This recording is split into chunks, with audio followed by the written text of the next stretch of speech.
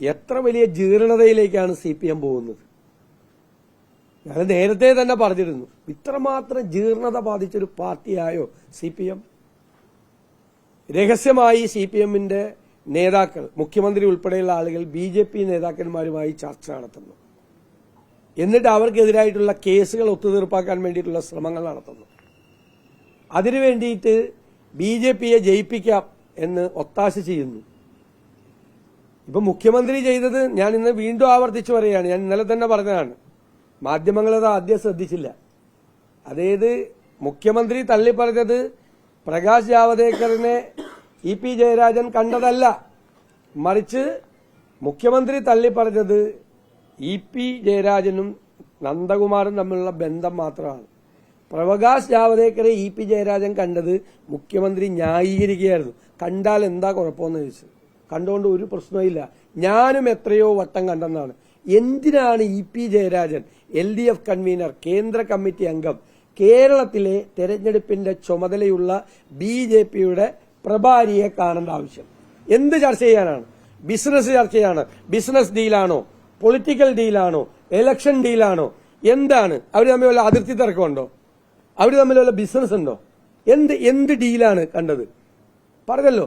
അപ്പോൾ ഈ പറയുന്ന കേസുകളെല്ലാം SNC ലാവ്ലിൻ കേസും അതുപോലെ മാസപ്പടി കേസ് ഉൾപ്പെടെയുള്ള കേസുകൾ ഒത്തുതീർപ്പാക്കാൻ വേണ്ടിയിട്ട് മുഖ്യമന്ത്രിയുടെ മെസ്സഞ്ചറായിട്ടാണോ EP പോയി പ്രകാശ് ജാവദേക്കറും തമ്മിൽ സംസാരിച്ചത്?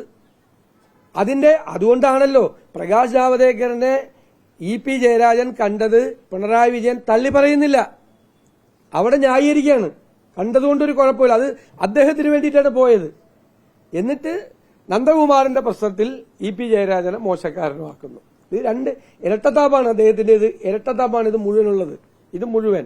അപ്പൊ ഇവര് തമ്മിൽ 2021 നേരത്തെ RSSന്റെ മുഖപത്രമായ മെയിൻ അദ്ദേഹമായ ബാലശങ്കർ, ഓർഗനൈസറിന്റെ ബാലശങ്കർ, പ്രധാനമന്ത്രിയുടെ ഓഫീസുമായി ബന്ധമുള്ള ആൾ നേരത്തെ പറഞ്ഞു 21 CPMനെ BJP സഹായിച്ചിട്ടുണ്ട് കേരളത്തിൽ.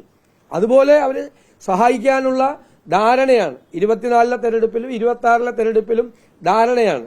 ഞാൻ ഇന്നലെ ചോദിച്ചല്ലോ, നിങ്ങളെല്ലാം മാധ്യമങ്ങൾ വലിയ വാർത്ത കൊടുത്തു എന്ന്. കരുവന്നൂർ ED അന്വേഷണം കടുപ്പിക്കുന്നു, മാസപ്പടി അന്വേഷണം കടുപ്പിക്കുന്നു. എന്തിനാ കടുപ്പിച്ചത്? കടുപ്പിക്കൽ മാത്രം ഉണ്ടായില്ല, കടുപ്പിച്ചിട്ട് ഈ വോട്ടപ്പുറത്തേക്ക് ചെയ്യാൻ വേണ്ടിയിട്ടുള്ള ഭീഷണിയായിരുന്നു. യഥാർത്ഥത്തിൽ പ്രധാനമന്ത്രി വന്ന് CMRLനെതിരായിട്ട് വരെ സംസാരിച്ചു, പ്രധാനമന്ത്രിയുടെ പ്രസംഗത്തിൽ വരെ. എന്നിട്ട് CMRLന്റെ ശശിധര കർത്തായെ ചോദ്യം ചെയ്തത് അങ്ങനെ അവസാനിപ്പിച്ചു. പിന്നെ അടുത്ത നോട്ടീസൊന്നുമില്ല, ആർക്കുമില്ല. ഈ കേസിലെ യഥാർത്ഥത്തിൽ പണം കൈപ്പറ്റിയ ആളുകൾക്കെതിരായിട്ട് ഒരു അന്വേഷണമില്ല. തെരഞ്ഞെടുപ്പിന് മുമ്പ് അതങ്ങ് തീർന്നു. മനസ്സിലായില്ലേ? കരുവന്നൂരിലും ഇവരെ 3-4 പ്രാവശ്യം വിളിച്ചു വരുത്തി ഇപ്പൊ അറസ്റ്റ് ചെയ്യുന്നുള്ള ഭീഷണി ഉണ്ടാക്കി ഭയപ്പെടുത്തി നിർത്തി. ഈ കടുപ്പിച്ചത് മുറുകെ പിടിക്കുകയായിരുന്നു, CPMന്റെ കഴുത്തിന് പിടിക്കുകയായിരുന്നു കേന്ദ്ര സർക്കാർ.